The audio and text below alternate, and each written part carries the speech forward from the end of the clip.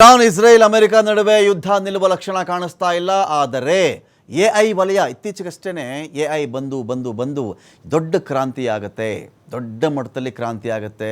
ಇಡೀ ಪ್ರಪಂಚ ಸ್ವಲ್ಪ ಅಡ್ವಾನ್ಸ್ ಆಗಿಬಿಡುತ್ತೆ. ಒಂದು ಕಡೆ ಜಾಬ್ ಹೋಗ್ತವೆ, ಇನ್ನೊಂದು ಕಡೆ ಹೊಸ ಜಾಬ್ಗಳು ಸೃಷ್ಟಿಯಾಗ್ತವೆ ಅಂತೆಲ್ಲ ಇತ್ತಲ್ಲ. ಇದೇ ಎಐ ವಲಯಕ್ಕೆ ಈ ಒಂದು ಯುದ್ಧ ಪೆಟ್ಟು ಕೊಡ್ತಾ ಇದೆ.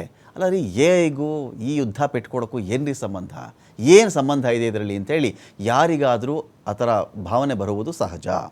ಕೊಲ್ಲಿ ಸಂಘರ್ಷ ಎಐ ವಲಯಕ್ಕೆ ಎಂಥ ಪೆಟ್ಕೊಡ್ತಾ ಇದೆ ಅಂತ ಹೇಳಿದ್ರೆ, ಸೆಮಿ ಕಂಡಕ್ಟರ್ ತಯಾರಿಕೆ ಮತ್ತು ಎಐ ಕ್ಷೇತ್ರಕ್ಕೆ ಎರಡಕ್ಕೂ ಹೊಡೆತ ಕೊಡ್ತಾ ಇದೆ ಈ ಒಂದು ಯುದ್ಧ.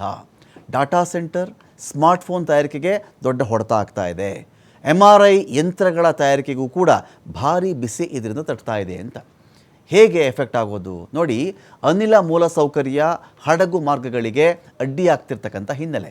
ಅನಿಲ ಮೂಲಸೌಕರ್ಯ ಹಡಗು ಮಾರ್ಗಗಳಿಗೆ ಅಡ್ಡಿ ಆಗ್ತಾ ಇದೆ. ಹೋರ್ಮುಜ್ದಿಂದ ಹಡಗುಗಳನ್ನು ಸುಲಭವಾಗಿ ಬಿಡ್ತಾ ಇಲ್ಲ. ಯಾರಾದರೂ ತಮ್ಮ ಕಾಗದ ಪತ್ರಗಳು ತಾವೆಲ್ಲಿಂದ ಬಂದಿದ್ದೀವಿ, ಎಲ್ಲಿಗೆ ಹೋಗ್ತಾ ಇದ್ದೀವಿ, ಏನು ಕಥೆ ಅಂಥೇಳಿ ಅಲ್ಲೊಂದು ಮನವಿಯನ್ನು ಮಾಡಿಕೊಂಡರೆ, ಇರಾನ್ನೊಂದಿಗೆ ಫ್ರೆಂಡ್ಲಿ ನೇಷನ್ಸ್ ಮಿತ್ರ ರಾಷ್ಟ್ರಗಳು ಯಾವ್ಯಾವುದಿದೆಯೋ, ನಮಗೆ ಇವರೆಲ್ಲ ಫ್ರೆಂಡಪ್ಪ, ಪಾಕಿಸ್ತಾನನ ನೀನು, ರಷ್ಯಾನ ನೀನು ಅಂತ ಹೇಳಿದಾಗ ಅವರದ್ದು ಎಣಿಸಿಕೊಂಡು ಬೆರಳೆಣಿಕೆಯಲ್ಲಿ ಹಡಗುಗಳನ್ನು ಇದೇ ಇರಾನ್ ಬಿಡುಗಡೆ ಮಾಡ್ತಾ ಇದೆ. ಎಲ್ಲವನ್ನೂ ಬಿಡುಗಡೆ ಮಾಡಿಬಿಟ್ರೆ ಅಮೆರಿಕ ಮೇಲೋ ಇಸ್ರೇಲ್ನ ಮೇಲೋ ಜಾಗತಿಕ ಒತ್ತಡವೇ ಬರಲ್ವಲ್ಲ. ಭಾರತದ್ದೇನಪ್ಪ, ಒಂದೆರಡು ಹಡಗು ಹೋಗಲಿ ಅಂತಾರೆ. ಎರಡು ಹಡಗು, ಭಾರತದ್ದು 139 150 ಹಡಗು ನಿಂತಿವೆ, ಅಲ್ಲಿ 2 ಹಡಗು ಬಿಟ್ಟಿದ್ದೀನಪ್ಪ ಅಂತಾರೆ. 138 ಕ್ಲಿಯರ್ ಮಾಡಿಬಿಟ್ರೆ ಇಂಡಿಯಾದು, ಪಾಕಿಸ್ತಾನದ್ದು ಕ್ಲಿಯರ್ ಮಾಡಿಬಿಟ್ರೆ, ಚೈನಾದು ಕ್ಲಿಯರ್ ಆಗಿಬಿಟ್ರೆ, ರಷ್ಯಾದು ಕ್ಲಿಯರ್ ಆದರೆ ಆಗ ಒತ್ತಡವೇ ಇರಲ್ವಲ್ಲ ಅಮೆರಿಕ ಮೇಲೆ. ಆ ತೈಲದ ಮೇಲೆ ಒತ್ತಡ ಬರಲ್ಲ, ತೈಲ ಬೆಲೆ ಜಾಸ್ತಿ ಆಗಲ್ಲ, ವಿಶ್ವದ ಆರ್ಥಿಕತೆ ಅಲ್ಲೋಲ ಕಲ್ಲೋಲ ಆಗಲ್ಲ.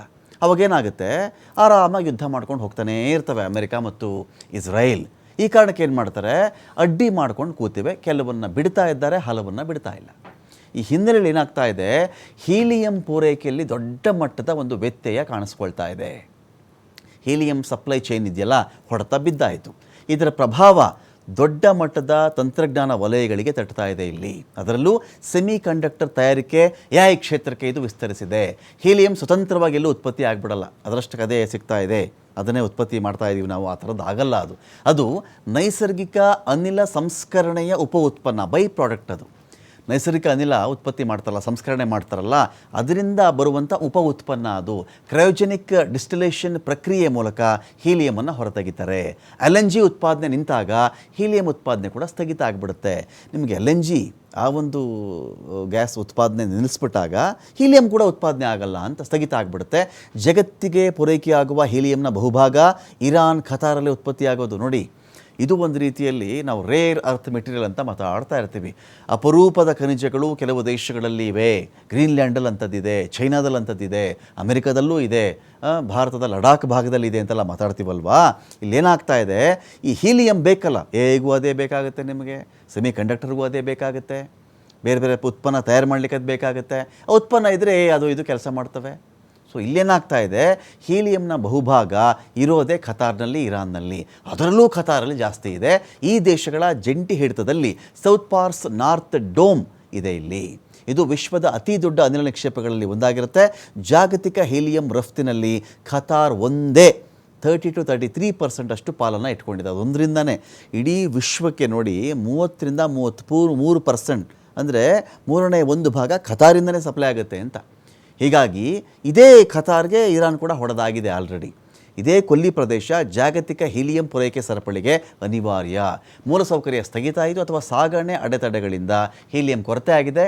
US ಜಿಯೋಲಾಜಿಕಲ್ ಸಮೀಕ್ಷೆ ಪ್ರಕಾರವಾಗಿ 2025ನಲ್ಲಿ Qatar 63 million cubic metre helium ಉತ್ಪಾದನೆ ಮಾಡಿದೆ. ಇದು ಜಾಗತಿಕವಾಗಿ ಉತ್ಪಾದಿಸುವಂತಹ ಹೀಲಿಯಂನ 1/3 ಸಮ.